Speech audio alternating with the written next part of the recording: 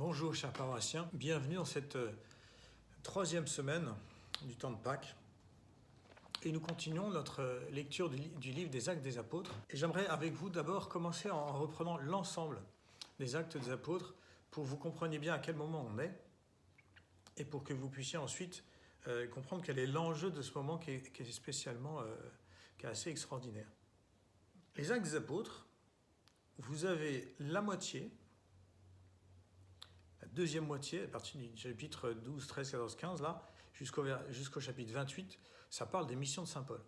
Donc, la moitié du truc.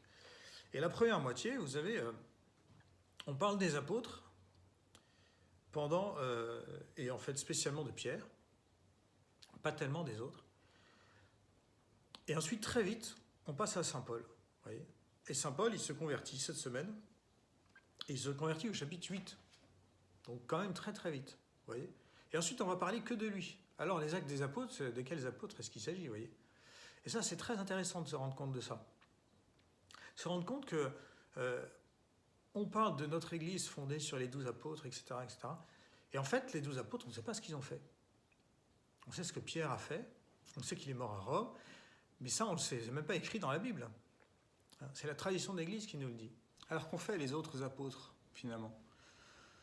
On ne le sait pas dans l'Écriture. Des traditions, des légendes. On sait où ils sont partis, on sait les églises qu'ils ont fondées, on sait comment ils sont morts martyrs. Mais tout cela n'est pas écrit dans le livre des Actes des Apôtres. Ce qui est écrit dans le livre des Actes des Apôtres, c'est la vie de saint Paul. Et saint Paul, il n'a pas connu le Christ, il est arrivé après. Saint Paul introduit le modèle des disciples dans l'Église.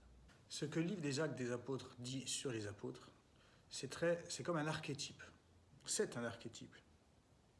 Ils reçoivent l'Esprit Saint de manière extraordinairement dynamique. Ensuite, ils prêchent, et ils prêchent d'une manière fulgurante. Des milliers de personnes qui adhèrent. Ils ont une pêche absolument incroyable. Les gens adhèrent à leur discours, ils demandent le baptême, ils se font baptiser, ils deviennent à leur tour disciples, ils reçoivent l'Esprit Saint, ça va très très vite.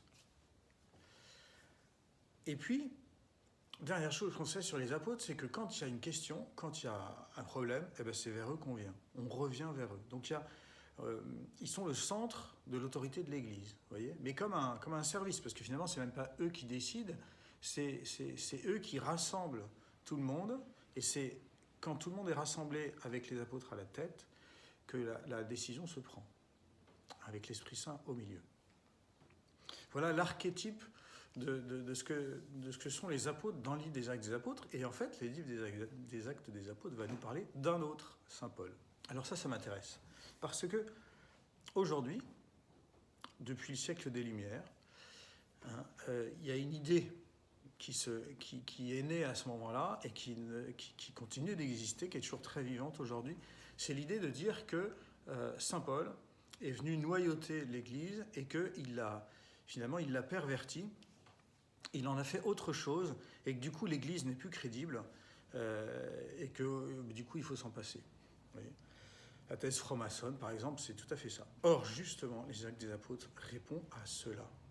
Comment est-ce que les apôtres transmettent et comment est-ce que les apôtres, sous la maîtrise, sous l'impulsion de l'Esprit Saint, eh bien, comment est-ce que le message du Christ reste parfaitement entier et indemne? Et c'est pour ça que notre livre est intéressant, et c'est pour ça que la vie de saint Paul est très intéressante, parce que justement, lui, il arrive après, comme nous, il n'a pas connu le Christ, comme nous, et bien pourtant, ça va être l'apôtre des nations, ça va être le second apôtre après saint Pierre. Voilà, je vous ai présenté les Actes des Apôtres comme je voulais un petit peu que vous en saisissiez le passage que l'on va voir cette semaine, parce qu'il est très important, parce que c'est le passage qui va faire la transition entre saint Pierre et saint Paul, entre les apôtres et puis l'apôtre des nations.